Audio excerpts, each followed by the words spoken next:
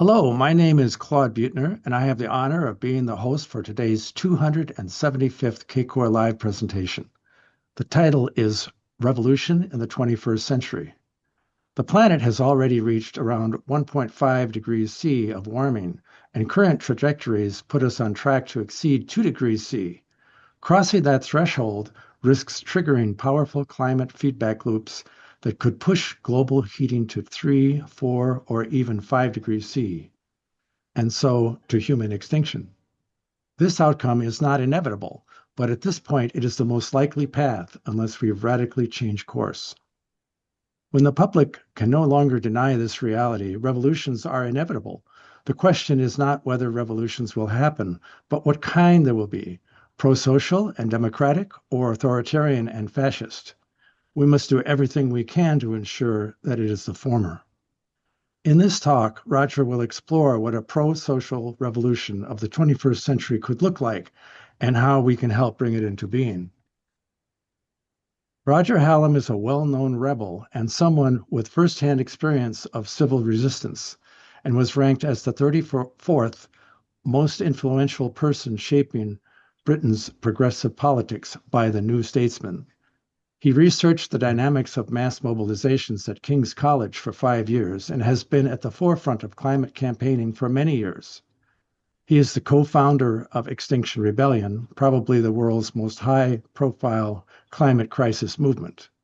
His actions are grounded in a belief that peaceful public disruption is effective and justified in the face of social collapse as the crisis escalates. Roger has been involved in many acts of civil disobedience, leading to over 30 arrests and 4 periods of imprisonment. He has recently been released from prison after over a year inside. Roger, you have the floor. Yeah, well, thank you very much. And thank you for asking me to come to speak. Um, I'm hoping not to speak for too long, maybe 30 minutes or something, because I'm very interested in what questions people have. And I'm going to be talking fairly broadly, so you can choose what you want me to talk about in some more detail during the Q&A. But I suppose what I'm going to do is try and lay out the landscape of the present moment and what that, in my view, sort of objectively implies about where we're at and what's going to happen. Um, and so I'll just start, I suppose. I did do 1,000, no, I didn't. I did 150 public talks in the UK over the last few years. And when I do a public talk, I usually ask this question, which is, how do you know whether something is true? Which might sound like a bit of an obvious question, really, but as we all know in the present political climate, it's actually quite an important question. And I usually suggest that if you want to know whether something is true, you want to know two things, which is what are the whole system stats? Like you don't want to know about one particular experience or one particular data point, the the process of cherry picking that goes on. So that's the first thing. And the second thing, of course, is you want to hear from the experts in the field, people that have spent their lifetime looking at the problem. And if we do that, then we come up with broadly the following analysis, which I think most people on this call will agree with, which is we're at approximately 1 degrees Celsius above pre-industrial temperatures. 2 degrees Celsius is more or less locked in, and we should therefore be passing 2 degrees, depending on how you define passing, at some point between 2035 and 2040. And that's for two primary reasons. The first reason is obviously that there doesn't seem to be any reliable prospect of carbon emissions going down, at least significantly over the next decade, given that they've been going up for 40, 50 years now. And depending on who you speak to in the experts, we know that the temperature is going to go up by zero point 0.3 degrees per decade, arguably more than that, in as much as it's going up exponentially. And the second point is that although there's been I suppose, what I would call significant attempts to ignore the issue, air pollution is preventing added increases in global warming to the point of around zero point 0.5 degrees Celsius. Again, some people think it's more and some people think it's less. And then added on top of that, we've got the sort of wild card, as you might say, of the various collapsing carbon sinks and tipping points, permafrost, forest fires, and what have you. So I'm working on the basis that we're passing 2 degrees centigrade with some degree of reliability. And then we can move on to what that actually means. And again, I'm not going to spend a lot of time on this because, again, most people on this call will be aware of various predictions. But the research people in Exeter University in the UK, for instance, in a very famous paper a few years ago, predicted 1 billion people would be forced to move at 2 degrees centigrade. And more recently, the British insurance industry, which presumably is in the business of making accurate predictions, is suggesting that over 1 billion people actually die if we permanently go over 2 degrees centigrade. That's 1 in 8 people on the planet. So there is a little objection to this analysis, again, as we all know, which is geoengineering. So the 2 points I think we can make about geoengineering is, number one, it hasn't been proven that it will work. It may do, but it's not proven it will work at scale and the various mechanisms. And secondly, of course, even if it does work, arguably at scale, we all know that the crisis is of such a depth that it's going to take 5 to 10 years, for the sake of argument, to actually build the infrastructure to get the carbon out of the atmosphere. So what I like to suggest at this point is that we move away from a what I would call a certainty analysis to what I would call a main scenario. So this, it would seem to be the most rational thing to do, in so much as certainty is not prediction. If you want total certainty about a future event, then you're naturally going to be conservative in the definition that you're going to only assume the things that are certain. But that doesn't mean you're making an accurate prediction. If you want to make an accurate prediction, you want to use a main scenario analysis. In other words, you want to say what is more likely than less likely. In other words, there's a 50% chance. So although I'd wish the situation was otherwise, I'm sure we all would, I don't think any rational analysis at the present moment would deny that we're more likely than not to go over 2 degrees centigrade in the next 10 to 15 years for the reasons I've said. And the extreme implications of that are going to happen. That's the main scenario. So the next thing I want to sort of think about for 5 minutes is how do you know something's bad or immoral or politically unacceptable? And I'd like to suggest a fairly obvious answer, which I think is transcultural and ahistorical, which is if people engage in a non-trivial possibility of creating death, then that's a wrong thing to do. And which is why we have the precautionary principle, which is if there's a reasonable chance of human death, then you take precautions to make sure that doesn't happen as a general principle.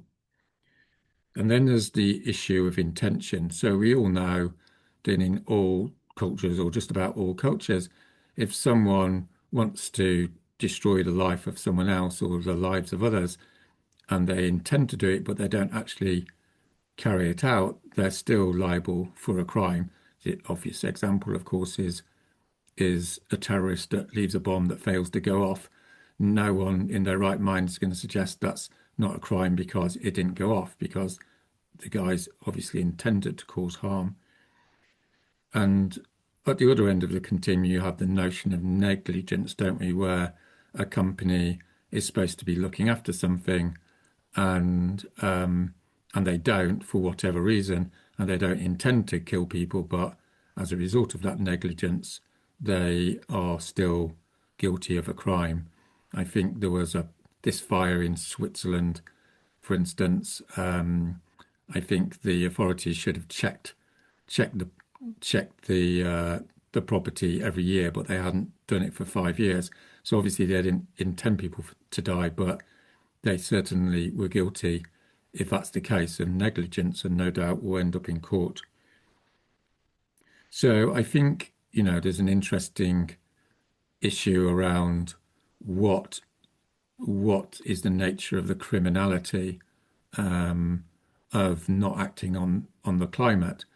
And we can argue, the degree to which this is the responsibility of politicians or companies or the elites or the public. But what we cannot avoid is the reality that the guilt is on a continuum between intending people to die and uh, and negligence, or whatever it is. It's all obviously still a crime. And although people seem to be repressed about this possibility, I don't think objectively we can avoid the prediction that once the full effects of the climate crisis come into view at some point in the next decade or two, there will be a social consensus that those that were responsible for this crime are criminals and will be prosecuted. Um, so that these two things combine, I think, to make my third proposition indisputable, which is that this will lead to social disruption. And I'll describe what that means a bit more in a minute. But the point here is terrible things are going to happen, number one, and those terrible things will be seen to have been caused by human groups and human individuals. So this is the heart of what politics is about, isn't it? If there was a meteorite heading towards New York, it would kill lots of people, but no one would necessarily be go to prison. It wouldn't be a matter of politics, it would be a matter of tragedy and natural disaster, as you might say. But if people in New York engaged in activities which they knew or they should have known were going to lead to mass death, then obviously the issue enters into the political realm, as you might say, the moral and political realm. So what I'm getting onto, obviously, as you probably know, is the central proposition that revolutions are now inevitable across the world at some point in the next 10 to 20 years, maybe sooner or maybe a bit later. But what we can't avoid is if we accept the two propositions that we're heading into a mass death situation and that mass death is caused by particular groups, then we know we're going to have massive disruptions and ruptures economically and socially, and they will then lead to recrimination and desires for people to be brought to justice. And in so much as these crimes are created by the elites, which obviously they are, then we will look at revolutionary moments for these two reasons. So what I want to say here, and this is always a difficult issue, particularly when I talk to liberal audiences. I'm not saying that you guys are a liberal audience, but is this sort of confusion between the normative and the descriptive.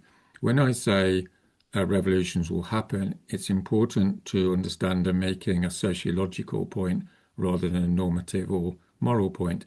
Obviously, it's quite acceptable to discuss, whether the revolution should or shouldn't happen. That's not the point I'm making. The point I'm making is is a neutral point that revolutions happen, as is indisputable in human history. And the reason they happen over and over again in the longer run of history is because there's major social disruptions, number one, and number two, people see those disruptions as being caused by human groups that run society. So the technical definition of a revolution in sociology is, as we all know, in political science, is a change of the regime. Um, Obviously, we can use other definitions, but the nice reason to use that definition is because it's fairly objective. The French old regime was knocking around, and then in 1789, a new regime came into existence.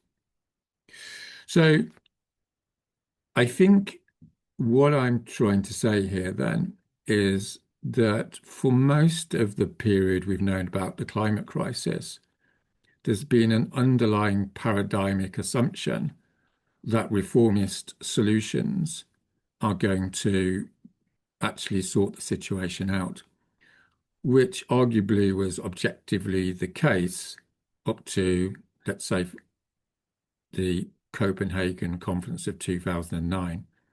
And since then, increasingly and arguably exponentially, the reformist paradigm is falling by the wayside because of the objective situation we're in. We're no longer at zero point 0.5, we're at 1.5 when we're heading into 2, and we're looking at the disruption of billions of lives, which are going to be seen as caused through human action. So hopefully that's not controversial at the present moment.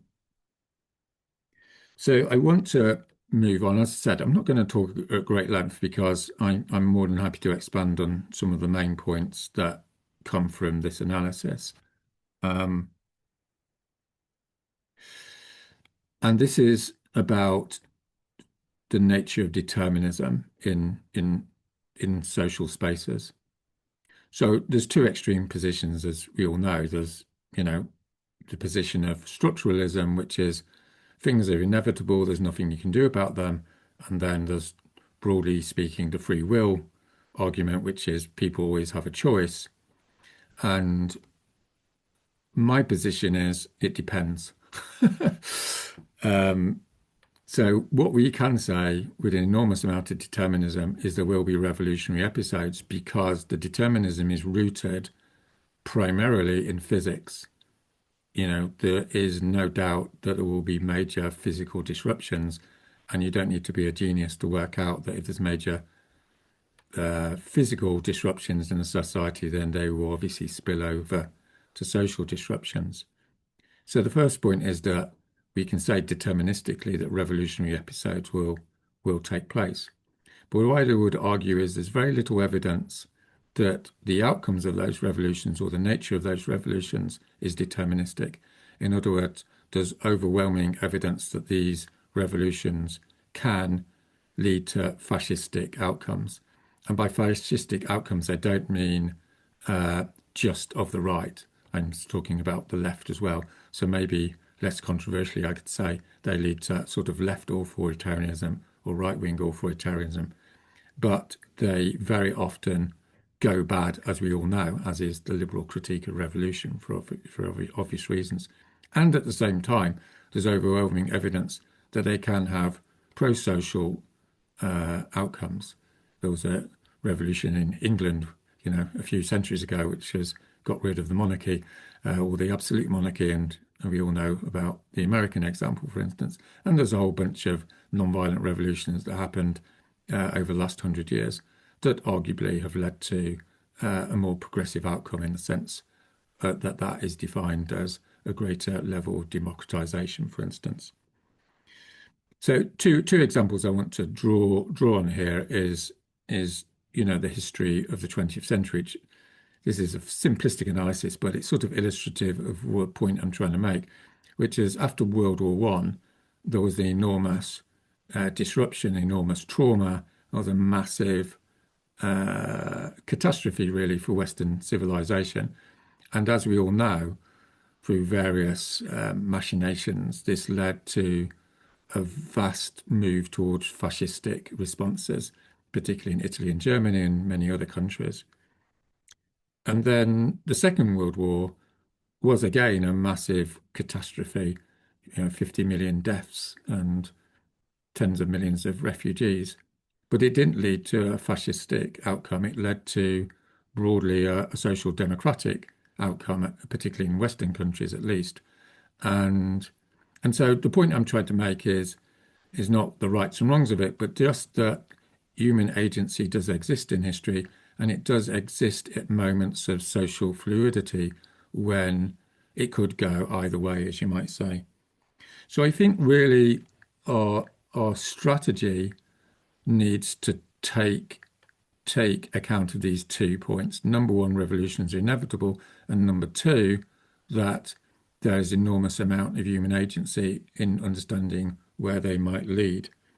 So I want to briefly look at two sort of factors in this, and I'm not saying this is the last word in the matter, of course, and you may wish to ask me questions about it, and I'll talk about it in more detail.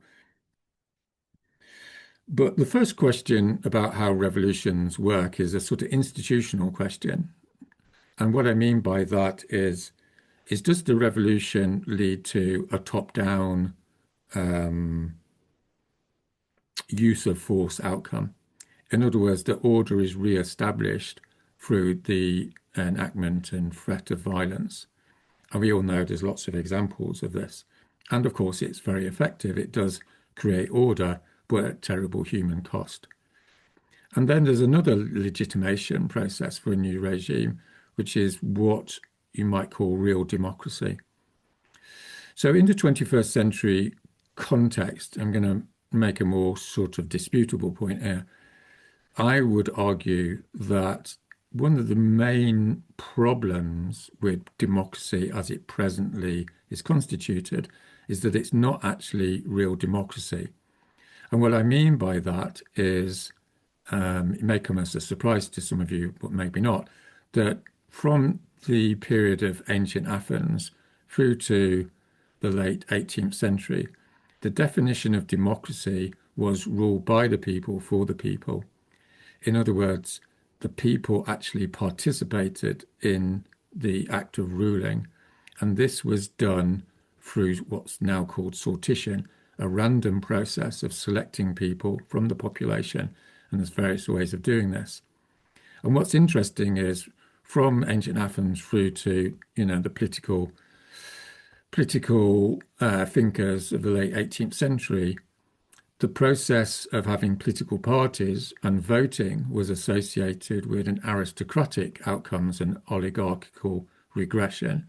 In other words, if you had people voting for reasons you probably all know, then you allow the elites to manipulate the process and they'll end up in control, which is exactly, as that theory predicts, is what's happened over the last 30, 40 years.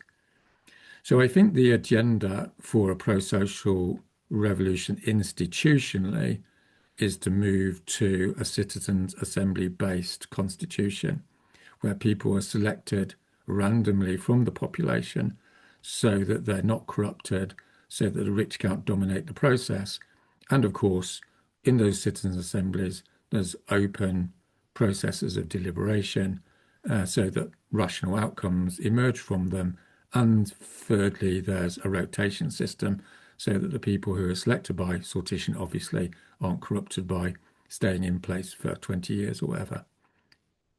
And there's now like 40, 50 years of empirical research on how citizens' assemblies and sortition and, similar sort of processes can and do work in practice. So in some ways, I suppose I would argue what many people have said, which is, the old is refusing to die and the new has yet to be born, but is struggling to be born.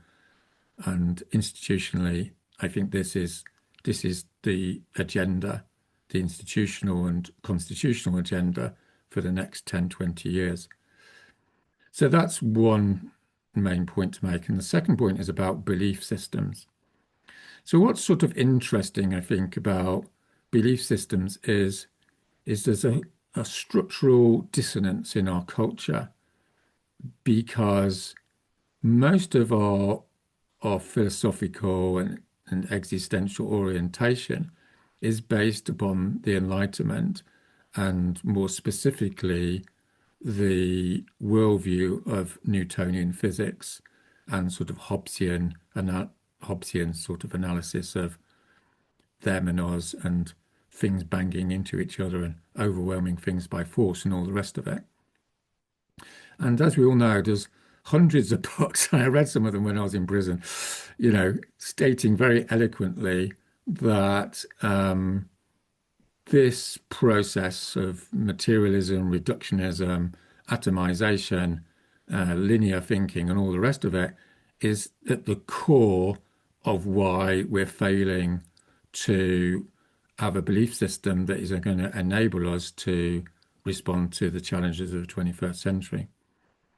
And then juxtaposed to that is this rather sort of hilarious sort of situation that although physics, Newtonian physics, created modernist culture in the widest sense of the word, for the last 100 years, and certainly for the last 50 years, physics has disproven the Newtonian worldview in the sense that what we now know is the Newtonian world of matter and time and space is one single way of looking at reality. And it's not reality as such. Reality as such is more of a quantum reality. And we can all get into various complicated, paradoxical statements about what a quantum reality looks like. But what we do know, and the sort of summary of the point of view, is that consciousness trumps matter. And this leads to an understanding, a metaphysical understanding, rather than a surface moral sort of proposition that the world is one and the human race is one and the basis of life is love. And what's interesting about this, of course, is this dissonance because paradoxically, the superstructure of society, i.e., people's belief systems, is in contradiction to the infrastructure, i.e., the deep understanding about how reality works according to science. So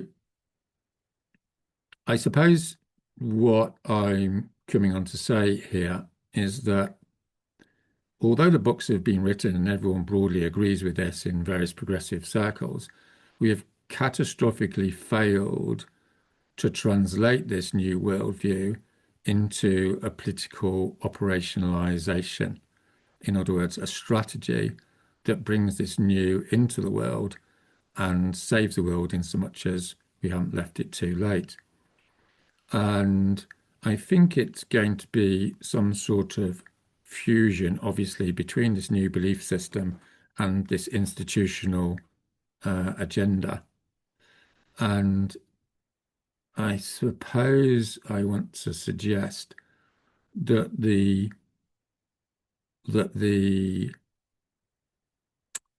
modernist division between the secular and the religious has to be seen as a historical moment as opposed to an objectivity.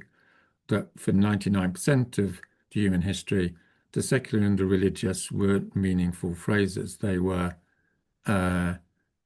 wouldn't be understandable because the whole of reality was both secular and religious at the same time. In other words, those words came in to usage, as many of you no doubt know, during the Enlightenment period. Before that, there wasn't really a modern idea of religion as such. So I think this requires some sort of operationalization where people stop thinking about their egos and start thinking more about being part of some greater whole. And you can probably see where I'm going with this, which is at the moment, for instance, to just bring it into sort of more specific focus. Most people don't want to engage in revolutionary activity because pro-social revolutionary activity, otherwise known as civil resistance, because they think they're an ego and they're confined to their body and there's no transcendence. And so they're filled with fear because they think they're going to lose everything. And therefore, they're subject to the collective action problem, which is there's no point acting unless everyone else acts. And so no one does act. And so we slide to the fascistic defaults. And I suppose what we need to do is create training programs and cultural activities that enable people to realize that scientifically speaking, they aren't confined by their bodies, they're part of a wider consciousness. And as such, they don't need to be afraid of losing their social status and losing their liberty and all the rest of it. And obviously, there's many cultural forms of this orientation throughout history. So, no doubt it will take different cultural forms.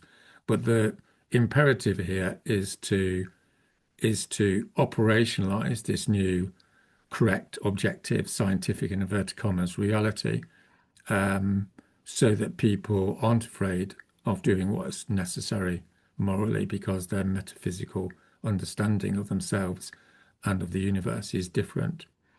And sometimes people suggest that this is a return to religion, but as I want to try and emphasize, the very notion of religion is a modernist conception. It's not about religion or secularity, it's about what reality is and what depth means in the sense of what reality is.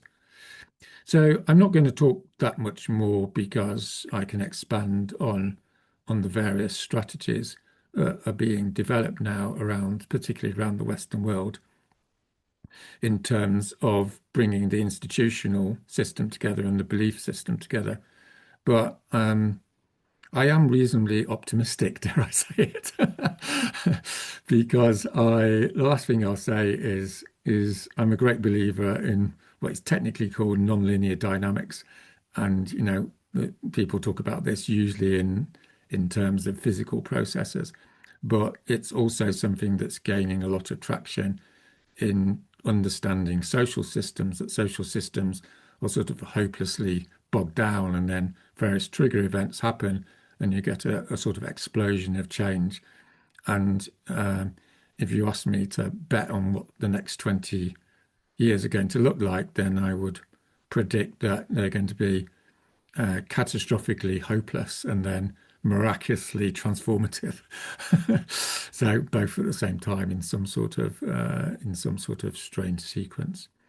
Anyway, I'm going to stop there. I think I've spoken for about half an hour or so.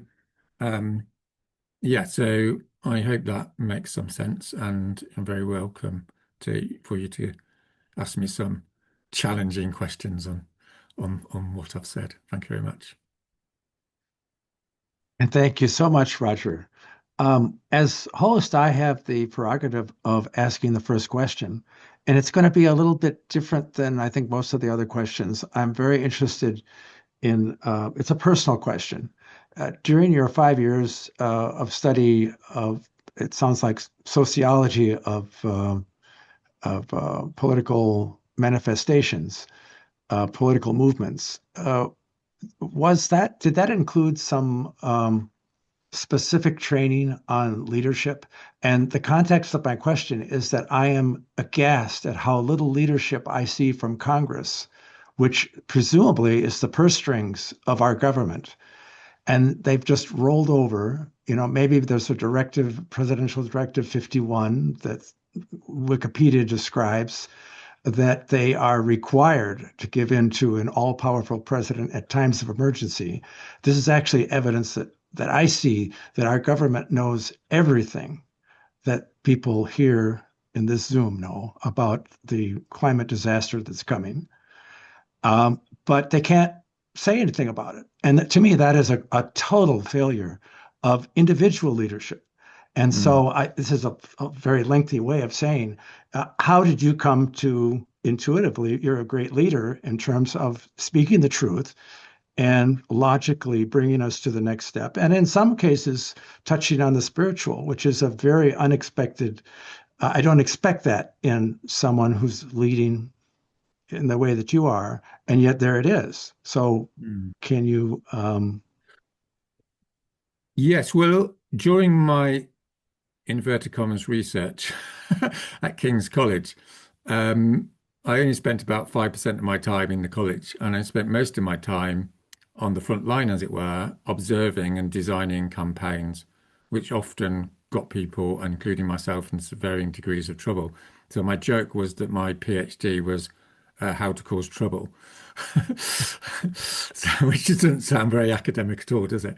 But the upshot of it is I think I agree with Paul Engler, who's uh, a, a strategist of social movements who I've worked quite closely with and has written a few books and has been very influential in the United States in some of the big social movements, that there's two determinants.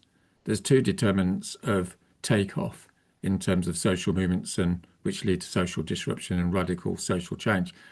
And the first one is what you've talked about, which is what he calls prophetic leadership. So, prophetic leadership, of course, is quite an unpopular concept in the sort of end of history um, neoliberal period. But obviously, the thing that is a challenge to us always to understand that the period from 1989 to 2009 was an exception. It was the Great Moderation. And during that Great Moderation, it was rational and reasonable to assume that society would trundle along and gradually get better, as is the liberal myth. However, of course, in the longer stream of history, if you look at social and political change, you're perfectly right, Claude, that an essential element is the prophetic leader. And what the prophetic leader does, of course, is call a spade a spade. Because most social systems maintain themselves long after they're functional because of repression of the truth. And as we all know, the whole problem with the climate crisis is people simply cannot accept what is bleeding obvious, which is we're going over 2 degrees C.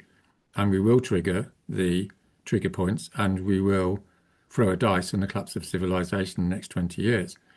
And whether it happens or not isn't the issue. The issue is the moral degeneracy of our culture, which is what you referred to in terms of the standard leadership. But an analysis here, of course, is that this leadership is embedded in that neoliberal myth of the end of history, where nothing is so bad and nothing needs to be challenged in a radical way.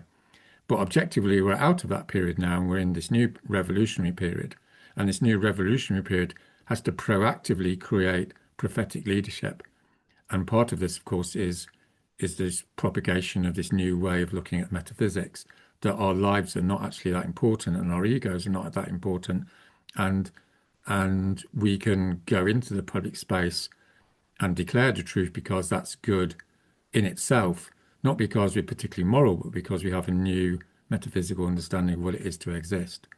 And as I said, that can be put in various, different cultural ways. You can use traditional religious language, or you can use the language of quantum physics, or you can use the language of indigenous culture, or you can use, existential languages, different languages to use.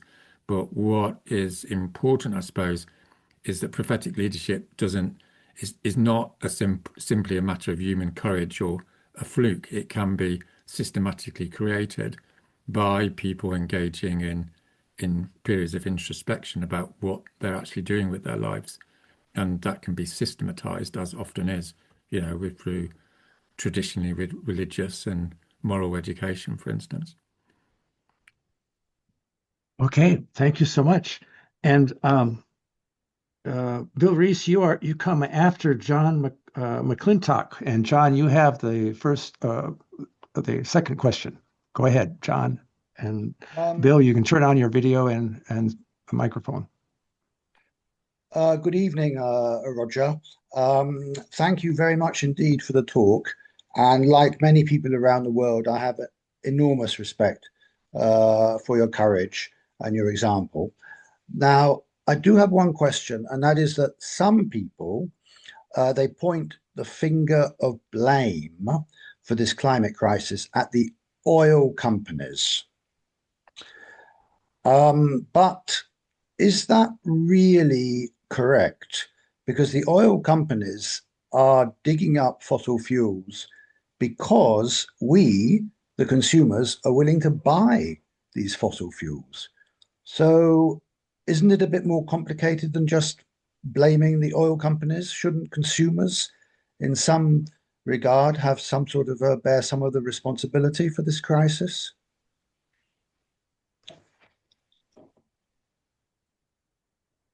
Well, there's certainly a case to be made that a social system that degenerates across all the social system at the same time because of collective action problems. So what I mean by that more is the oil companies don't want to change because none of the other oil companies are changing and they don't want to lose money. The politicians don't change because the public's not with them because the media companies control what people think to a certain extent. So they're not going to change particularly because of short-termist sort of logics. And the public isn't going to change because they see a big collective action problem that unless everyone changes, why should they change? So you can construct all of this as some enormous human tragedy as opposed to a sort of morally pointing your finger at a particular group or a particular institution. And I think that's got some validity.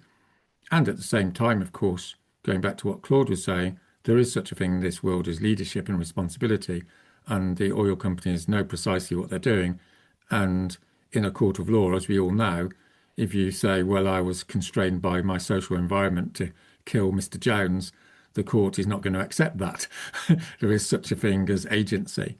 So obviously it's a balance between structuralism and agency, but there is such a thing as agency, as we all know, because otherwise we wouldn't get up in the morning. But I think what becomes, the more interesting question here and the more important question is the process of change, how this process change. Because a lot of the analysis which has been done over the last 40, 50 years has been caught in a very static way. In other words, it's like what's going on. But the phrase "what's going on" assumes a static world. But of course, the world isn't static. Its nature is always changing. And so, what I think we need to reconstruct is how can we take the tragedy and the irresponsibility complex that we see and progressively and iteratively change it by doing A, B, and C. So doing the analysis is important, but it's only really 20% of the intellectual work. The real 80% of the intellectual work needs to be focused upon the dynamism that is intrinsic to any social reality or any reality, right? And how we can design the change of that reality through a series of iterations. So you'll notice I'm not saying we need to do X. What I'm saying is we need to do A and then B and then C and then revert back to more of B. In other words, we need to develop a strategy which accepts that the world is always changing. And there will come a point, for instance, where the oil companies will collapse, right? Nothing lasts forever, as they say. So that's what I would encourage us to focus upon rather than getting bogged down in the sort of free will determinism debate in history, which is, interesting academically, but it's I think we need to move on to proactive design at this point, at this moment in history. Okay, thank you. No comment, no rebuttal, John? You're okay. Okay. Let's see. John Hollins, you're on deck. You can turn on your camera and mic. And Bill Reese, you have the floor. Thank you very much, Claude. And thank you, Roger. I've been a follower of yours for many years and a defender, actually, in the press. So I'm very delighted that you were able to speak with us. My first question was this one, and then I'm going to go to another one. The modern world runs on fossil fuels. And I'm not just talking about as a fuel, it's a source of so many industrial products and so on. Literally hundreds of millions of people depend for their livelihood on some part of the fossil fuel change. And there are no practical alternatives on the table, except perhaps in some places for electricity, but that's a whole other debate. In any case, in the past few months, and certainly in recent days, climate change and global heating, which, by the way, is only a symptom of the real problem, which is capitalists run wild, has fallen off the table. And concern is now focused on energy supplies to keep the machine, particularly the US machine, going. Meanwhile, more globally, geopolitics is returning to strongman politics. International law seems to mean nothing. The established world order is falling apart. So I guess I'm saying I agree with you that revolution is in the future, but is it likely to be driven by climate concerns or overshoot concerns as much as it is by the rise of fascist oligarchies, which are damaging life for everyone everywhere? I'm just interested in your insight. In other words, everything you've said today would have been wonderful a year ago, but it seems to be completely out of the current very fluid context that you yourself emphasized. Society is changing. And I haven't heard a comment in the press in this country, Canada, about climate change for months now, because it's all about the US and energy supplies. Anyway, just a thought. Yeah, well, it's very difficult, obviously, to predict specifically what's going to happen for obvious reasons. You know, social reality is very complex, but obviously one of the main dynamics is the power of the fossil fuel space, you know, broadly speaking. And maybe I can suggest two other things that are going on though. I hope Because so. I think, as some of you may know, you know, I have a major problems with what I call left defeatism. So, you know, this is a theme I'm going to probably touch on quite a few times in replying to the answers, you know, replying to questions. So a lot of progressive and left people love explaining subliminally, at least, why everything's hopeless. You know, and there's a certain machismo about this, but there's also a certain sort of Newtonian sort of simplicity about it, that the world is fixed and these bad people are doing these bad things, and these bad people are doing really bad things, and so the poor people can't do anything, and so oh, no one can do anything. So you sort of argue yourself into a self-fulfilling prophecy that the bad guys will win. And I think what we need to do is push back on this analysis and suggest that agency is always possible. In other words, it is possible to suggest it is possible to suggest the impossible, because arguably how history works is through the enactment of the impossible as it is seen at that time, right? So history is full of people going, well, we didn't expect that. You know, retrospectively, we all pretended it was inevitable. But at the time, when something dramatic happens, i.e. the impossible, everyone's going, how the hell did that happen? And it basically comes from a small minority of people suggesting something that's impossible. So I'm going to suggest something that's impossible to you, William, which is that people, in your analysis, you suggested that we depend upon fossil fuels. So that's not a physical law, right? It's a human decision. In other words, we don't need to depend on fossil fuels. I mean, obviously, in the extreme, we do because we're physical beings in the world, but we don't need the level of consumption that we need, that we are told we need by those people that try and pretend that our culture is deterministic. We can suggest another culture. In other words, someone can stand up and say, actually, we don't need all this oil and gas. Now, I'm not saying for a moment that therefore everyone's going to suddenly agree with you. But how social change works is basically by saying things that are really silly and non-strategic, as understood by realist people in inverted commas. And what if I went on Newsnight or something, that's probably what I would say. And the reason I'd say it because I want to be the prophetic leader. partially because, it works and partially because, it's a good thing in and of itself. But I want to argue it works because it opens up the Overton window. And what left defeatism does is closes down the Overton window because we basically buy into what the opposition wants us to think, which is we're dependent upon oil and gas. And obviously we are to a certain extent, particularly in the short term, but we don't need to. I mean, I read today, for instance, an article in The Guardian which said, oh, we could reduce carbon emissions from flying by 50% simply by reorganizing, how flying works. Because as you may know, lots of planes fly backwards and forwards, no one in, because of various inefficiencies and da da da da da, and first class travel. So, I mean, that's an example of something where it's perfectly possible we could do something else. And one of the great things about the prophetic leadership that's emerging in the Western world, whether that's Jeremy Corbyn or Bernie Sanders or, Mandani in the New York, is this rhetorical ridiculousness, if you see what I mean. We can actually tax the rich. We can actually do these things. And what I know as a social scientist is in social spaces things become self-fulfilling. But someone has to say the ridiculous in order for it to become realistic, if you see what I mean. So that's something. I don't know whether I've quite answered your question. So apologies if I haven't quite got to the kernel of what you wanted me to answer.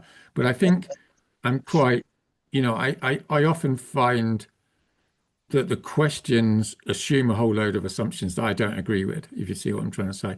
So I want to question the materialism of a lot of the analysis and suggest, a bit like some foolish person, that you can make amazing things happen. Yeah.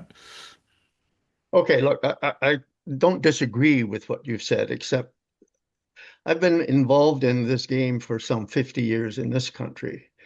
And during that entire time, the kinds of arguments you've been making have been front and center. And yet we've seen a steady progression in the opposite direction. So there's been virtually no response to the climate. In fact, we're going backwards as fast as possible, despite the issues that you've raised, and passing 1.5 degrees Celsius and so on. So yeah, so what can be the trigger? We know what should be done. This is a question I'm asking later on, so I won't ask it later. We all know what needs to be done, Roger. But how, in this fractious, divided, competitive world of oligarchs and frustration, do we organize to see how it gets done? We know what to do. We don't know how to do it, I guess. Maybe you do, but you've been Well, that's my day job, as you know. Yeah, exactly.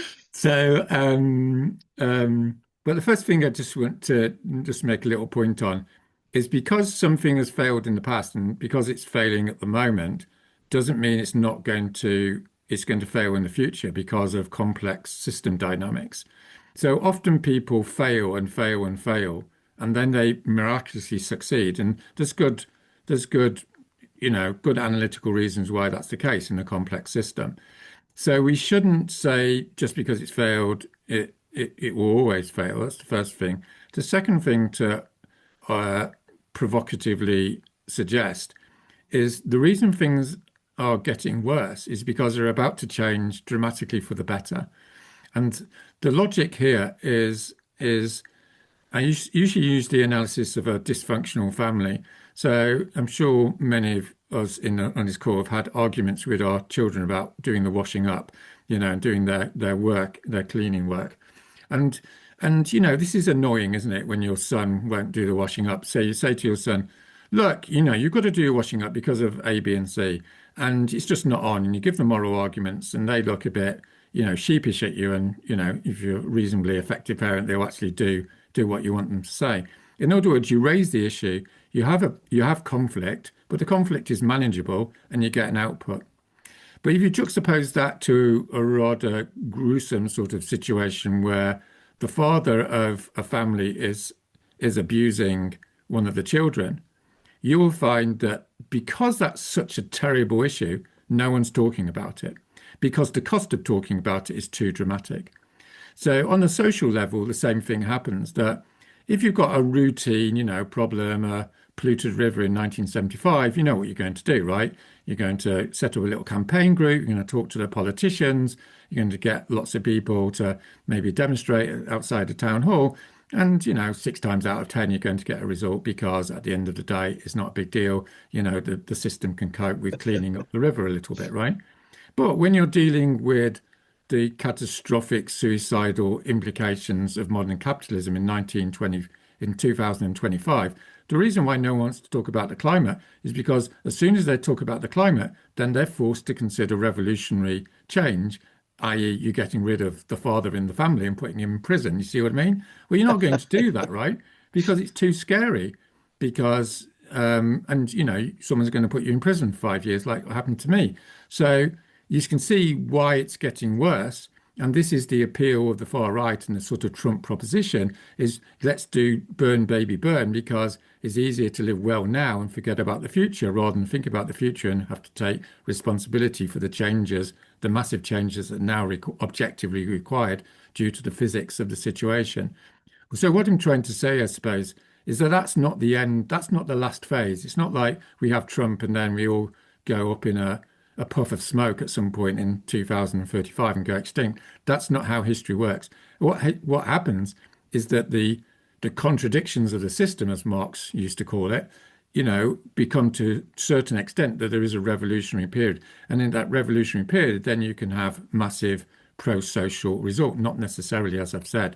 In other words, the family explodes and the father is challenged and the father goes to prison, for instance. Or in the case of a social situation, the capitalist elites are removed from power and some sort of form of socialism comes into play.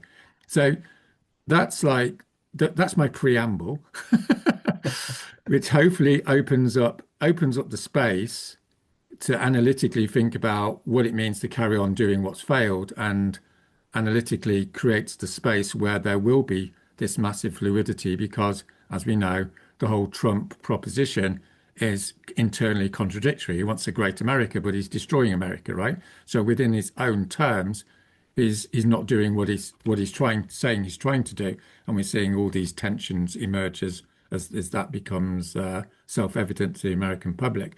So the upshot of it is what do we do? So obviously, I'm not going to talk for another 20 minutes about this, but I will give you a few pointers. The main strategic move here is an insider game and an outsider game, which, despite what you're saying, William, hasn't really been tried, arguably, in the Western world, not since 1989 anyway. And by an insider-outsider track, which is what all the smart people are thinking about on the left, is you need to have a social movement that is intimately connected with a radical left movement. So I'm not talking about the Democratic Party or, the Labour Party in the UK. What I'm saying is what we need is to have political parties or political instruments standing in elections for sane social justice sort of orientations. And at the same time, we need a street movement to do the civil resistance, civil disobedience moves, right? And, and in the latter stages of a confrontation with the system, then the trade unions come into play. So that's like the broad brush mechanism. And in terms of like mid-level design, the essential sort of optimism of my proposition is that social repression can be overcome by thinking about how you create collective action. So I've just spent like 12 weeks knocking on doors in a suburb of London. So there's two things you find when you knock on the doors of a Western city, which you're probably all aware of, is number one, everyone's pissed off, right? Everyone's against the system. Everyone knows that we're being screwed by the bad guys, right? Maybe there's 80% of people are, right? There's one or two fascists, there's one or two old liberals, right? But most people are going, it's pretty much fucked. That's what they're going to say. And the next thing they're going to say is they're depressed and they're cynical and they're in despair because they've got no idea how to create some collective action to sort the situation out. In other words, they're all left defeatists. So then what you have to do, it's a bit like psychotherapy, you know. You've got someone who's really depressed and you basically got to move them gradually into another state of being. And the way you do that is by creating small campaigns which deal with winnable issues at the local level that then creates the institutional basis and the cultural basis for people believing in collective action. And so, for instance, we set up a homelessness campaign, which was winnable because most people are worried about homelessness, as they are in many Western cities. And then we said, okay, so this isn't going very far because the council's all full of Labour Party politicians aren't going to do anything. So now we'll stand independents. So then you move to the insider track, which is you stand against people in the elections. And then you move towards the idea that you don't want a political party because that is an old political form that people don't believe in. They've done that. So then you put independent candidates up where people select candidates and they select programs. And through that process, people are empowered politically to participate on an insider strategy as well as an outsider strategy. And once you've done that, and we think we can beat every Labour councillor in this ward by using this methodology, then it becomes something like New York, right? So everyone's cheered up because of the New York situation. Why is that? Because they used, you know, a year and a half process of empowering people through getting them to do door knocking and assemblies to actually believe that something new could happen. So that's what we hope to do in the UK. And then once we prototype that, as we might say, then we'll move on and basically replicate that hundreds of times. And this is what we did with Extinction Rebellion, right? You have to remember with Extinction Rebellion, once upon a time, there were 15 mad people in the room who dared to dream that we could create a mass civil disobedience movement. And obviously all the conventional left defeatist people thought that was hopeless because things are hopeless by definition, right? It's a structural situation. But we went and, you know, did 1,000 public talks and said, no, no, no, we can do it. And we did. And, you know, no one's saying that was, you know, the end of the process. That's not the point I'm trying to make. The point I'm trying to make is we have to create collective experiences of partial failures and partial wins, which then build a movement, a strategic movement that in 10 years' time will take control of states in Western societies because people can see a pathway which is not fascism. And the reason most people slide towards fascism is not because they're fascists, right? It's because they cannot stand the dissonance of living in a situation where they have no agency. So they project their agency onto a leader, and then the leader obviously, you know, takes them down a certain path. And what we have to do is give people the faith that they don't need an authoritarian leader. They can combine in their communities and make things happen and therefore have a pro-social alternative. Now, obviously, there's, you know, sorry for rambling on quite a lot on this, but I'm just getting my, you know, two pennies worth in. Obviously, there's lots of ifs and buts in that, right? So I could talk to you. I've just done a 3.5 hour video on how all this works. So you can watch that if you want to, you know, if you want to be skeptical, then obviously you need to, you know, spend the time. I'm not a warm words guy, as you probably know, right? I do make things happen and I work with teams that make things happen. And it's all about the details, the micro design, as we call it. So you can watch that video and find out how that works. But the top line here is inside outsider strategies, which you're starting to see around the Western world. Thank you for that. Okay. Encouraging and discouraging.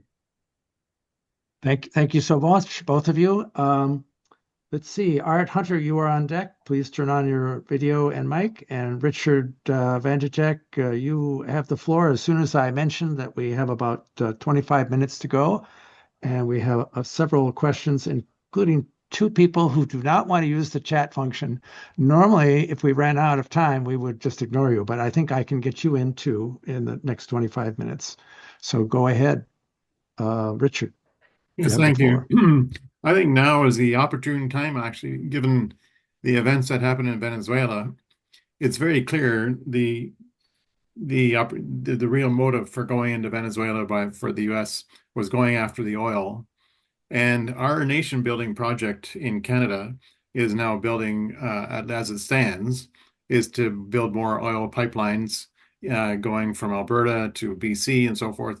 Well, rather than do that, and actually, in terms of making us less susceptible to U.S. interest, if we build a east-west renewable energy grid, that's not something that can be plundered easily by the U.S., nor is it of any interest to them. So now is a really good opportunity. If we were to explain to the population, this actually makes us less attractive as a U.S. target. Maybe now is the time to be building a renewable energy grid that's transnational, as was promised in the initial liberal platform before they got elected. So I would say, and that would be good for our climate and good for our health. Would you agree? Well, you probably noticed I'm going to continue my slightly annoying habit of questioning the question. Yeah. So, but the reason for this is hopefully not because I'm being annoying, but because I genuinely have problems with macro analysis, as I would call it, metaphysically. What I mean by that, to try and explain again, like the phrase you've just used, and I'm saying this with all due respect to you, right? I'm not trying to be unpleasant, but a lot of people use this phrase. They'll say, what we need to explain to the population, right? So my question is, what does that actually mean? What does it Putting in mean op-eds. to say, to explain it to a population? Obviously it's got a validity, right? Everything you've said is valid, but the issue is, what does it actually mean? What does what does it mean to break down the notion of explaining to the population? So that I would suggest, like, there's two problems. The first problem is the bias towards information. So I mean, a lot of people who are in the climate movements, the left movements, and progressive movements Mhm. are largely ignoring the social science and of how people change. Most people don't change primarily through information, and arguably information itself is like 20%, for the sake of argument, of the persuasion. Most people are persuaded by non-rational elements in the system. You know, whether the room is warm, for instance, whether someone shows warmth towards them, whether they discuss something in small groups, what the people around them think, is a major determinant of opinions. So what we need to do from a design point of view is say, okay, this is a perfectly valid thing that Richard's just said, which is we need to explain to the population we've got a solution here, right? But it leads us on to the second issue, which is the physicalization of solutions, which is another structural bias in how people in our spaces tend to talk about social change. What I mean by that is yes, obviously it would make sense and it's totally valid to say we need an energy grid which is, independent of the United States and da da da da da. But that begs the question, as we all know, which is how does that change get situated within the cultural and psychological dynamics of the Canadian population? That's the question we need to ask. Because what we need to think about is, how do we create the power to make that happen? So once we've sort of messed about with these questions a little bit, I think there's two or three things I'd like to point to, which I haven't mentioned so far. So I think um, one of them is the atomization of sort of organizational spaces. What I mean by that is, like, the Club of Rome, Richard can say, we need to do this, and everyone agrees. And the Club of Rome makes a public statement saying what we need is a new energy system, da da da, and here's a 10-pager on it. And we know what will happen is, with a bit of luck, you'll get in the middle pages of a quality newspaper in Canada, let's say, for the sake of argument. So why is that a problem? The problem is because there's no aggregation process. In other words, like, what needs to happen, and what happened before 1989 when you had mass movements, is lots of people would come together and they make a joint statement. So that's step one. And then all those spaces would not simply be spaces that make statements. They will be connected with social movements. So all the intellectual spaces and all the social movement spaces will get together and then they design a holistic strategy. So in other words, like getting an energy solution for Canada is a byproduct, I would argue. This is how we need to analytically think about it. We need to think about it as a byproduct of a mobilization strategy. In the sense, that's where we need to start. The questions we need to ask is, in the Canadian context is, and in any Western country context is, why aren't all the environmental spaces meeting once a month? See, I'm being quite concrete, right? I'm not talking about abstractions. And you say, what are the major issues? And Richard says, this is the major issue. And you have some collective intelligence process.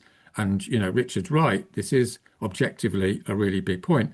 So it becomes part of a program of 5 or 6 points, right? And then, you have monthly meetings with all the movement spaces and the political spaces, and then it creates a program. And then you do what they have just done in New York, which is you have 50,000, door knockers in Ottawa or whatever, and everyone goes out door knocking, and then they have assemblies and everyone comes together and you have inspirational speeches and more people sign up to do it, right? You see what I mean? So that's the sort of holistic approach that we need, I would argue, at the present time. And I think what hopefully is forcing us to think in this way is the absolute horror of what we're facing, if you see what I mean. Because in the neoliberal period, we could afford the luxury of having separate organizations. And, there's good reasons to have separate organizations. But in a time of existential crisis, which is objectively what we now face, it's, I would argue, like politically unacceptable and strategically illiterate to maintain independence in a neoliberal sense. We're the Club of Rome, over there is those people and over there is those people. Everyone has to work together. And as, no doubt some of you know, like in the 1930s, you had this notion of the Popular Front and what have you, where all the progressive and forces came together and put aside their differences and created a social program and a social front, as it were, which was a mass entity. And that's really what we need to be talking about, if you see what I'm saying. Any rebuttal? Oh, sounds like he turned off his camera. Thank you so much. Well, I think this is something that has to be taken up on a different scale. So that's fine. Okay, thank you. Time check. We have about a little more than 15 minutes and about 6 people after Art. So hopefully we can get through everyone. And Art, you have the floor. And Tim, you are on deck. You can turn on your camera and turn on your video. Yeah, I just want to take a look at what's happening globally here. We have Netanyahu, Trump, Putin, and Trump really believes he owns the Western Hemisphere and possibly even the rest of the world. We've watched what he's been doing in Venezuela, and his sights are on Greenland next.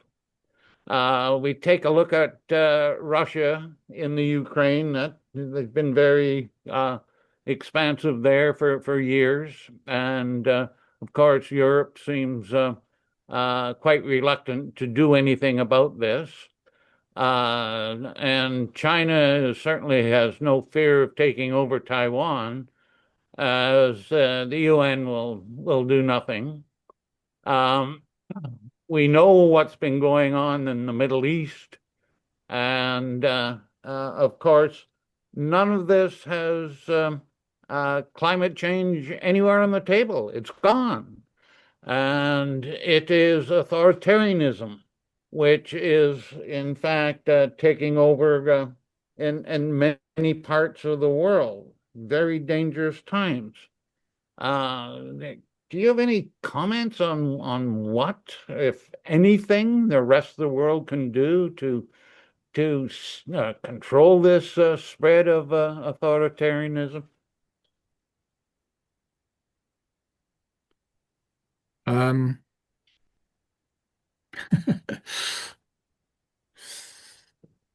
well, my thoughts in terms of your question is, are you making an analytical statement or are you making a normative statement? And these I'm two things, making a I'm a student of geopolitics, and I've been watching what has been happening in the world for decades, yeah.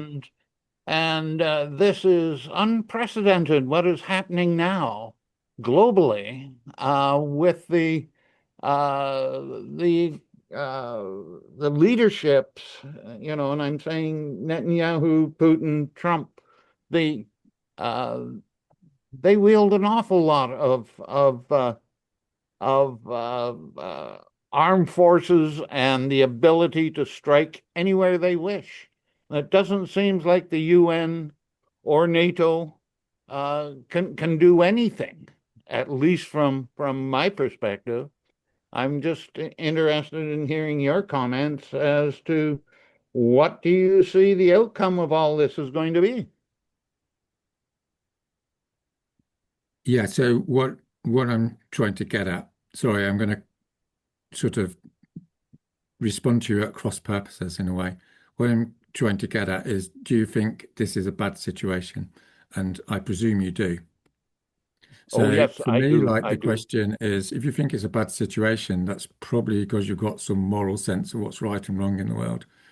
And that means if you believe there's a right and wrong in the world, you have some responsibility to act upon it.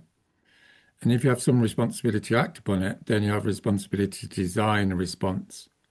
And in other words, you believe that you have some agency and people collectively can have some agency. So we need to understand the nature of agency in a system because as I've been trying to say, I'm just going to repeat myself somewhat, is when you do an analysis, you can quite easily fall into the trap of answering your own question, which is nothing can be done because things are so bad and no one can act. You see what I'm trying to say? You just said the UN cannot act. Okay, so the working class cannot act. Okay, so, this group can't act, this group can't act because it's so bad. So you've more or less answered you, in so much as you believe that, you've answered your own question, which is nothing can be done. Right? So if you believe nothing can be done, there's nothing to say. But presumably, I'm assuming you think something could be done. So then you do believe in agency. So it's important to establish that human agency exists because then we can move on to discuss what can be done without constantly having to battle against deterministic responses. Oh, Roger, you can't believe in the working class doing anything because we know the working class is so done in. You see, like, well, this is a religious response. It can't be disproven because you've already said philosophically that no improvement can be made. So if we're going to move on to a sort of agency-based metaphysics where we're saying, okay, so something could happen, then we can look in more detail about how that change works. And what I'm trying to say and what I've been trying to say for years is we're looking at the problem on the wrong level, that the macro level is important, but it's not the main show. The main show is the human level. In other words, how we organize our spaces and how we create strategies in those spaces. And there's some general rule of thumbs, creating prophetic leadership, combining forces, having strategic plans that everyone agrees to in the progressive space. These are several rules of thumb on how you can reverse the sort of vulgar determinism of, the defeatist orientation which we sort of inherit. So, for instance, we know, I read it in the newspaper this week, that only 7% of the US population thinks that the US should occupy Greenland, right? So when I read this article, it was doing its left defeatist routine because three-quarters of the article was going, oh, Trump is such a bad person. Oh, Trump's going to do bad things because he's a bad person. Oh, he's going to, conquer Greenland. And, the subtext is we can't do anything about it because this is just all deterministic. Well, I would suggest there's absolutely nothing deterministic about a dictator saying to a country, we're going to do X when only 7% of that country wants them to do it. For me, that's like great because I know, because I've read the literature, that when 93% of a country don't want the leader to do something, then there's massive agency. And what you have to do is to have public meetings around America and suggest that people engage in a iterative program of resistance and overcome the collective action problem through having prophetic leadership. And, there's a coalition of 300 civil society organizations in 3 weeks says to Donald Trump, basically, if you invade Greenland, then we'll close the country down because we don't believe in your fascistic orientation towards other countries, rights. You see what I mean? And this has happened over and over again in history. Obviously, it's not deterministically going to happen. But what I'm trying to say is what we need to focus on is what our moral responsibilities are to focus on our own agency rather than simply thinking about analysis in this deterministic sort of way, which all it does is at best makes us, happy that we're so bright that we know what's going on in the world, but that doesn't change the world, right? What we need to do is to think dynamically about the world and how, you're going to have a meeting next week as the Club of Rome and contact 100 organizations and say, why doesn't the Canadian public make a statement about Greenland? You see what I mean? And the reason for this is because it's so bad, right? This is why you're going to do it. And if you don't do it, to put it bluntly, it's because you're in a privileged space and no one's killing your kids yet. But they will. And when they will, you won't be talking about what the correct analysis is. You'll be talking about why the Club of Rome isn't doing civil disobedience. You see what I mean? So I'm not saying you should or you shouldn't. I'm just saying that this is if you accept agency and if you accept moral responsibility, then you have to accept the imperative to create a strategy as opposed to simply an analysis. Okay, I admire your optimism, but I'm a pessimist, and Yeah, well, just to be clear, I hope you're right. I don't think the division is between pessimism and optimism, with all due respect. My proposition to you is I'd simply have a different metaphysics. I see the world in a different way. I don't see the world as static. I have no particular expectation that Trump isn't going to destroy the world. In fact, I'm not really interested in outcomes. What I'm interested in is designs that create agency. Like trying to think about what's going to happen and what's not going to happen in a deterministic way, and whether you're optimistic or pessimistic, for me, is pretty irrelevant because the moral responsibility is to get up in the morning and maximize your agency to do what is going to be possible. Do you see what I mean? That's a quite different, philosophical orientation. Yeah, And this is what I would argue we need to focus on. oh, Whether okay. we're all going to die, who knows? But that's not important, is it? We're on this planet for 70, 80 years. And when you die, you're not going to think about determinism. You're going to think about responsibility, right? Whether you're a Yeah. good person or not. Okay. Thank you for that. There's other questioners here as well. Yeah, Thank you. sorry. Yeah. Well, it's a call to action. We have 7 minutes, and I'm going to be realistic, I guess. And Paul Beckwith, you are on deck. And Tim, please ask your brief question. Yeah, thanks. And Roger, thank you so much for the work that you have done to protect the planet. I've spent 3 weeks in jail only for blocking a pipeline. You're a leader in action, and I'm interested in the way to motivate people to engage in the struggle the way that these assemblies are designed to do.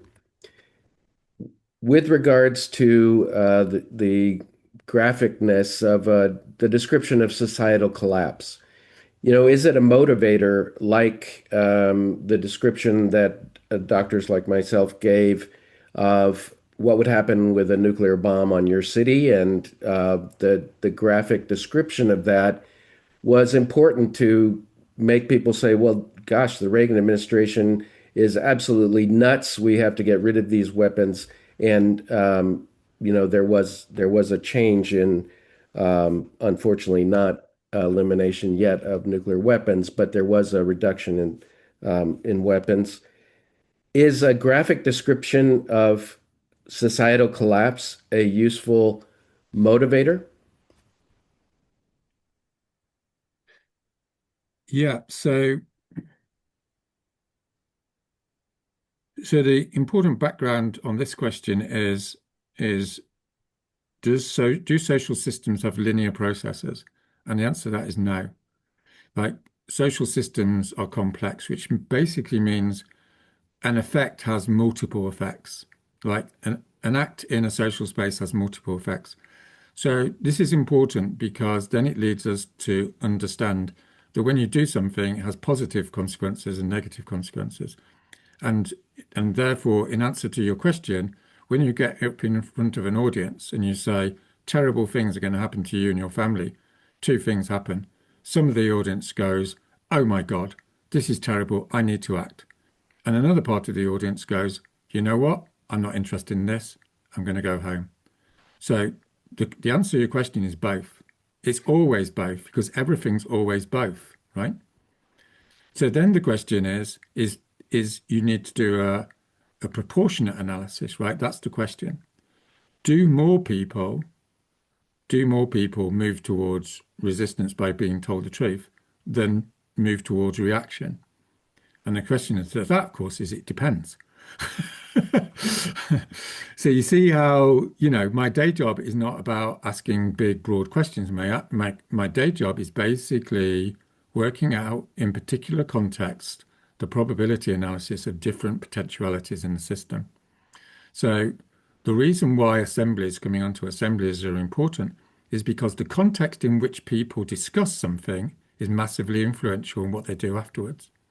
So if you're also feeling sort of isolated and depressed and atomized, like most Western individuals, and you go to a public meeting and Tim, you get up on your stage and start telling people they're all going to die, most of those people are just going to go home and be depressed and just stop listening to you, right?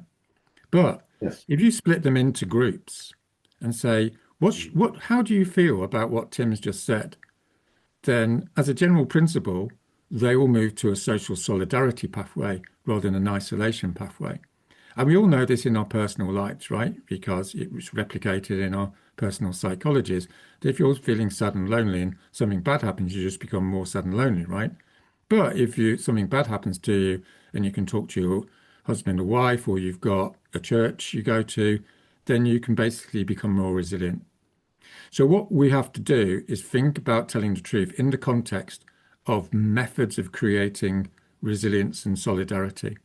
And this isn't a rhetorical strategy, right? It's not a matter of Tim getting up and going, "We need to be more resilient." That's not going to help. What we need to think about is when you go into Ottawa and you do your next public meeting, you need to make sure that you don't have a Q&A. You get people to do a small group discussion, because there's overwhelming evidence that if people engage in the act of speech, then they become empowered. In other words, it's not a rational process. You don't rationalize your empowerment. I mean, maybe some people do sometimes, but as a general rule, people become empowered through social connectivity. In other words, you're talking to someone, right? Tim says, "God, I'm really depressed about that."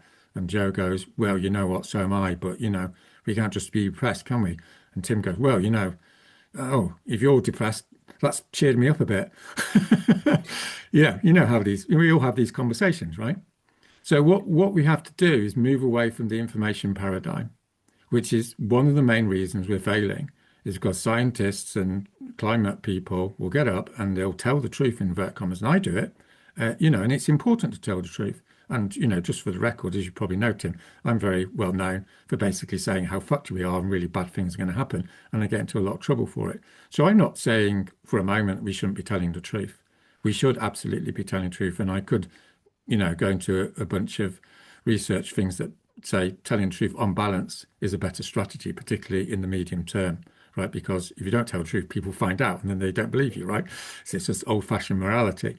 But in terms of modern research on psychological processes is what we need to think about when we're, going to around the towns and talking to people, is getting them to speak. And then the last rule of thumb is then you have to have things for people to do, right? So one of the terrible things about modern political discourse is you get all these left-wing people, they'll stand up and say, this is bad, and this is bad, and this is bad, and this is bad.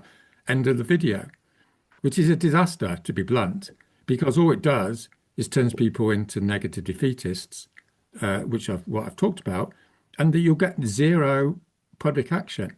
What you have to understand is things can be really, really bad. That has no relationship to mobilization. Mobilization has to have a trigger. In other words, it can be really, really bad and nothing happens unless someone's providing a pathway to action. And that's partially a rhetorical process. Tim gets emotional. I'm scared about my kids. We all need to do something. That's part of it. And at the end of the meeting, you have to say, okay, what we're going to do is go leafleting. We're going to go to non-violence training. See what I mean? And people go, okay, they choose something. You usually give people 3 options. So you don't want one option because that's a bit dictatorial. And if you give them 8, people go, oh, I don't know which. So you give them 3, right? So, as Trinity. I've said many times when I've done talks, when you have a micro situation, a talk or a video or a public meeting or a demonstration, or you go and see politicians, there's probably 20 design elements which will massively improve your effectiveness. You need to learn those, right? You need to be smart because the bad guys are smart, as we all know, right? They look at psychology and they work out if you throw enough shit at the wall, as they say, well, some of it will stick. We know their strategy. What we need to do is throw truth at the wall and make sure it sticks, right? And we make sure it sticks by doing A, B, and C. And again, this is what we should be focusing on rather than thinking about why the bad guys are bad guys, because we all know the bad guys are bad guys. What we need to know, obviously, is how are we going to get 1 million people into Ottawa, right? In 6 months' time. That's the project. Yeah, thanks. That's really clear. What I'm hearing is yes, tell the truth, of course, and be graphic, just not turn off graphic, and make sure that people are together with that social consciousness power, and give them something to do. Yeah. So it's what's called contextual design, right? Nothing happens in isolation. That's Newtonian nonsense. Everything is in a complex system. Everything affects everything else, and you have massive agency to design that context, right? Are you being sympathetic to people or are you not? For instance, right? These are decisions within your agency, and the exciting thing is that you can be massively successful. I mean, I've created, as you may know, right? With teams I've worked with, the biggest climate campaigns in 5 or 6 Western countries. That's not luck. It might be luck to create one campaign, just press the right buttons by error or, by chance. But if you create the biggest climate campaigns in 5 countries sequentially in a year, it's because you're doing A, B, and C, and those A, B, and C things work. So this comes back to morality, right? This isn't just interesting. It's a moral imperative to learn what those things are. And that requires like an open curiosity about what actually is effective and what isn't, as opposed to, as I say, to, just remain within the comforts of descriptive, smart analysis. Thank you so much. That's wonderful. And that's a nice segue. I have put the link to Roger Hallam's channel on YouTube, where I presume you have your 3.5-hour video how to create agency. And I'm going to ask Ted Manning to turn on his mic and his video now for the final thanks. He's on deck. And Paul has the floor. We're actually slightly over time, but I know he'll have a succinct question. Yes, very, very quickly. Thank you, Roger, for all your words of wisdom. I missed the first half, but caught all the questions and so on. That was the best Would part. you recommend everybody go to prison so that they can do all this deep thinking and analysis, so when they come out, they can change the world? Maybe. Yeah, so I just wanted to bring your awareness to, we've got lots of issues to deal with, but one issue that people don't really recognize is the micro and nanoplastics that are starting to be pervasive in our human bodies, in our brains in particular. And when levels get so high, too high, they actually cause dementia. I mean, the factoid is that the average human brain has about the equivalent of 7 grams or a plastic fork's worth of plastic. It's 0.5% plastic and 99.5% brain material. And when the levels get to 3 or 4 forks, you have dementia in that person. There's not a lot of recognition that in, 2, 3 decades, whatever, you can do the calculation, half the planet will have dementia. So those are some, things that need to be on the radar of people. And it's, of course, being driven by the petrochemical industry, the plastics industry. So anyway, I will be sure to watch all of your videos, and I'll sit and watch your 3-hour video. I love your work and what you're doing. Thank you. Yeah. Well, thanks very much, Paul. And it's great to see you again. And thanks so much for, the stuff you're doing. Am I still here or is that You're it? still there, and if you have thoughts, I'd like to hear them, even though we're just about 6 minutes over time. We can handle that. And Well, then I, Ted, I haven't got anything new to say in response. Obviously, what Paul's just said is enormously important, and information is enormously important. So I don't want people leaving this call thinking I don't think that, what's happening in the material world isn't important. I mean, I was massively influenced by Paul, as it happens, like 10 years ago. So without Paul, I probably wouldn't have done all these bad things. So you can feel personally responsible.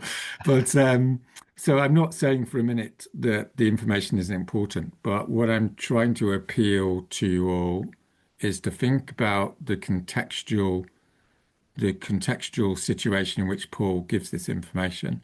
And I think I've said this to Paul before, is that when he does one of his videos, particularly when he does an important video, he should have a pathway to action. In other words, like we need to think about complex systems rather than Newtonian atomism. And as good rationalists and realists and scientists, which I think we all are on this call, we have to understand that Newtonian physics is not the whole show. We have complex systems and we're in a consciousness environment, not in a dead material environment. And what consciousness means is there's various rules of thumb about how conscious beings react. So giving conscious beings like information is important, but it's radically insufficient. And one of the general principles is about connectivity. And this is one of the big challenges that we need to stop thinking about, Paul does his show and Joe does his show, and miraculously, if we give enough information, it's going to happen. It's not. It's a bit like saying we've got a car, but you haven't got the wheels, right? Yeah, sure, you need the car, but if you haven't got the wheels, it's not going to go anywhere because for obvious reasons. So we need to think about how we can bring together, for instance, the top 10 influencers like Paul on the climate and bring those shows together and publicize the different shows and then have pathways to action. And every month, for instance, I'm not saying this is the last word in the matter, but every month, Paul and 3 or 4 other people do a global Zoom where they take questions and answers, and 1,000 people turn up, and then there's pathways to action to go and do stuff. For instance, on plastics, which I've no doubt Paul's right? There's many terrible things. So obviously the big problem here is language, right? So Paul will say we need to do something about plastics, but that's like a really simple construction, right, of reality. What we need to be thinking about is we need to do something about plastics in context A, and then you spend 2 minutes thinking about what that context is and how you're going to design it. And this is smart scientific thinking, right? This is what I'm trying to say. This is not some waffly stuff. This is cutting edge social science, and it should be respected as much as natural science. So on that note, there will be pathways to action, won't there, after this video, and yeah, hope to see people down the road in various contexts. And yeah, thank you so much for all the work you're doing. go ahead, Ted. Well, Thank you. thank you very much, Roger. I'm a fellow social scientist, been working around the world on participatory processes to try and get people to devise their own ways out of messes, like some of the ones we've been talking about. And just one note, I was going to add in the chat, we've been compiling a set of success stories around the world via the Club of Rome. We've had about a third of the Club of Rome members involved in identifying their most favorite success stories, whether they are environmental, educational, or mainly community based. I'll make one observation. They are usually pretty small scale.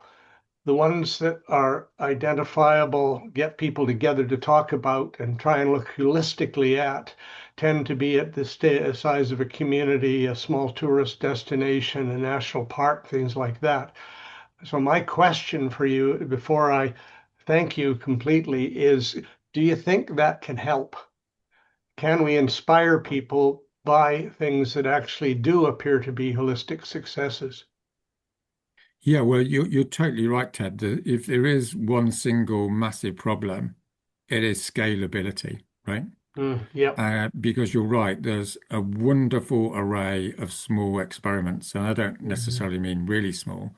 They can Yeah. work on a city basis, for instance. Yeah. But what all the smart strategic thinking is moving towards is about the issue of scalability because of the threat of fascism. That unless we take control of states, unless we can create mass movements, then the bad guys are going to win because the bad guys think on that level, if you see what I mean.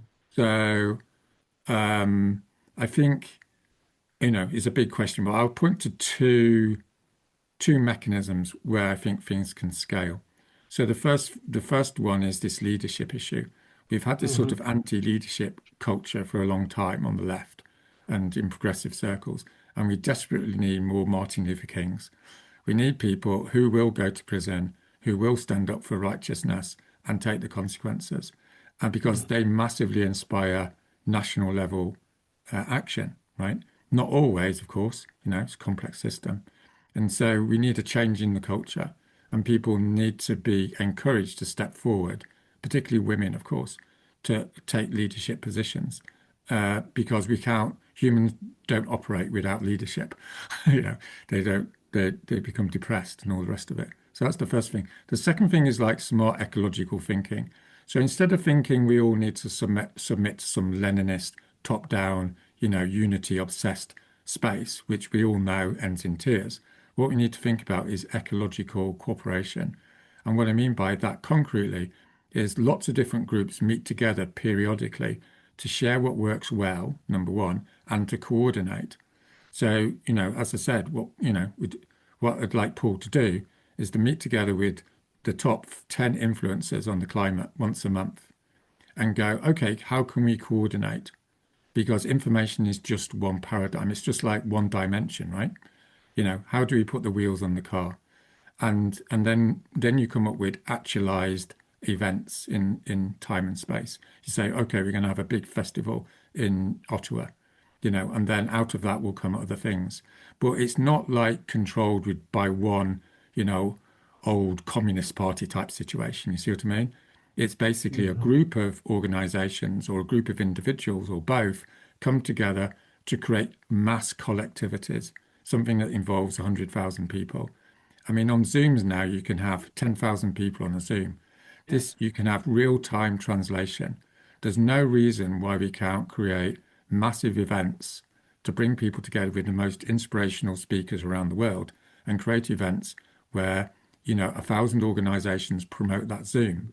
And then you get non-linear effects because, we've got 80 people on this call. Everyone's, hopefully reasonably happy. But if we had 8,000 people on this call, then all those people would be 10 times more empowered because that's the power of numbers, right? If you're in a big crowd, you more or less agree with whatever's going on because you're in a big crowd, which obviously has its dark side. So this is what we need to think about in terms of nonlinear dynamics, which is at the core of science, as I said, right? This is nothing to do with some weird subjectivity. It's as real as plastics, right? It's how humans react. I'm sure you Thank you for showing aware us of that it, you Ted. are a definitely stimulating catalyst And yes, we will take we will take advice on you on holding events. That's something that the Canadian Association and the International have been talking about to see if we can get issue-oriented initiatives in the coming year. So we'll let you know, and we'll ask you to come to them. Yeah, But well, I'd I like to, think, maybe you can decide to spend 50% of your resources and time on connectivity activities. You see what I yeah, mean? That would be a good structural reform in how you work as an organization. yeah, Obviously, there's other we'll things that need definitely to be done. accept that advice. Yeah, There's only about 100 of us, and about another 100 internationally who are directly committed in this, but a lot of other people, as you say, who we can bring in. So yeah. yes, thank you for your advice. Yeah, well, yeah, it's all said in a respectful way, of course. Not trying to tell Of anyone what, course, the only way you I'm not attract trying to give you a people. hard time. We're just trying to work together here, aren't we? Right. This To is true. get things on the Anyway, go. we pretty well have to tie this up. Well, Yeah. what we're going to do is, well, thank you very much.